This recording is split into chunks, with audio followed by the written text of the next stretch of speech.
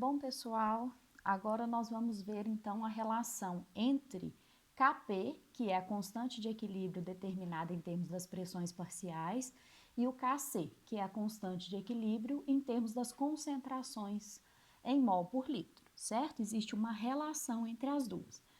Nós vamos usar aqui como exemplo a síntese da amônia, né? Onde nós temos o nitrogênio reagindo com 3 mols de hidrogênio para formar 2 mols de amônia. Então, nitrogênio e hidrogênio são reagentes e amônia é produto. Então, se a gente for representar aqui o Kp, que é em termos de pressão parcial, nós teremos que Kp igual, sempre vai ser produto sobre reagente. Então, produto é amônia. Pressão parcial da amônia elevada ao seu coeficiente estequiométrico, que no caso é 2, dividido pela pressão parcial do nitrogênio vezes a pressão parcial do hidrogênio, elevada ao seu coeficiente estequiométrico, no caso 3. Se a gente for fazer a constante de equilíbrio em termos da concentração, nós teremos que a concentração da amônia elevada ao quadrado, dividido pela concentração do nitrogênio vezes a concentração do hidrogênio elevada ao cubo, certo? Então, se a gente lembrar da lei dos gases ideais, então vamos lá. Lei dos gases ideais. Ela é definida por quem?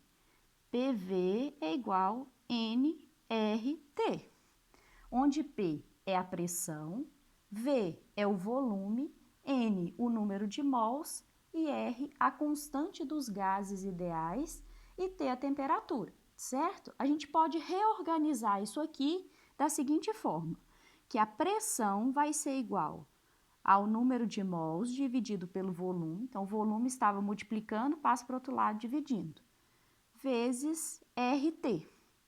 Isso aqui nada mais é do que concentração em mol por litro, número de mols dividido pelo volume em litro, certo? Então, nós temos que a pressão é igual à concentração em mol por litro vezes RT. Então, com essa expressão, nós podemos representar todas as substâncias, tanto os reagentes quanto os produtos, em termos de suas pressões parciais. Então, nós vamos fazer o seguinte, ó. Pressão parcial da amônia vai ser o quê? A concentração da amônia vezes RT, elevado a quem? Elevado ao seu coeficiente estequiométrico. Pressão parcial do nitrogênio vai ser a concentração do nitrogênio vezes RT. E a pressão parcial do hidrogênio vai ser a concentração do hidrogênio vezes RT elevado ao cubo, que é o seu coeficiente estequiométrico, certo?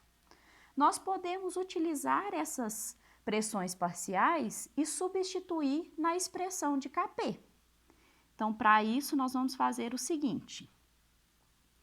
Kp é igual à concentração da amônia vezes RT elevado ao quadrado, dividido por concentração do nitrogênio vezes RT vezes concentração do hidrogênio vezes RT elevado ao cubo, certo? Então, nós temos agora o Kp expresso também em termos de concentração. Se a gente reorganizar isso, nós vamos ter a seguinte expressão, que é a concentração da amônia elevada ao quadrado, dividido pela concentração do nitrogênio, vezes a concentração do hidrogênio elevado à terceira.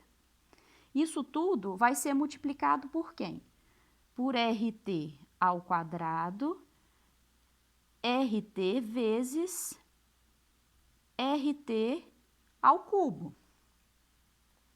Se a gente observar aqui e fizer essa continha, nós vamos ter o seguinte, que Kp é igual a toda essa expressão, né? Então, vou escrever aqui de novo.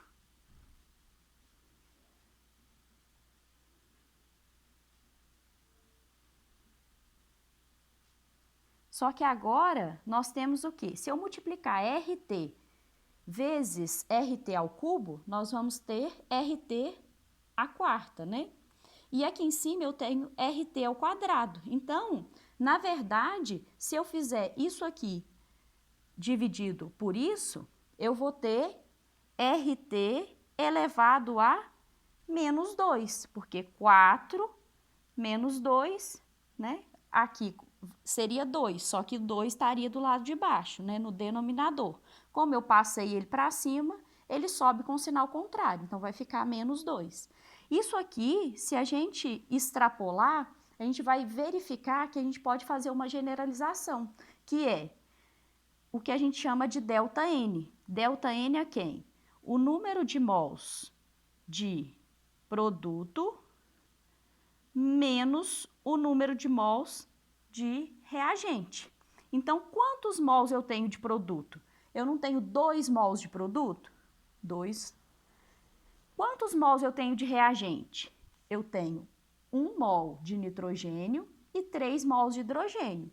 Então, 1 mais 3.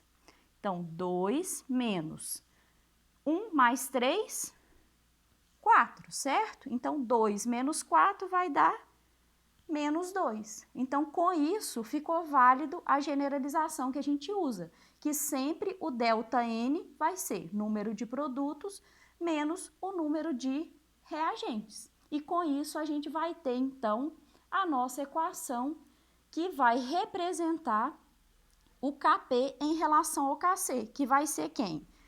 Kp é igual. Isso aqui é Kc, não é? Kc vezes RT elevado a quem? A delta N. Então, essa equação é a representação entre a constante expressa em termos de pressão parcial e a constante expressa em termos de concentração em mol por litro. Correto?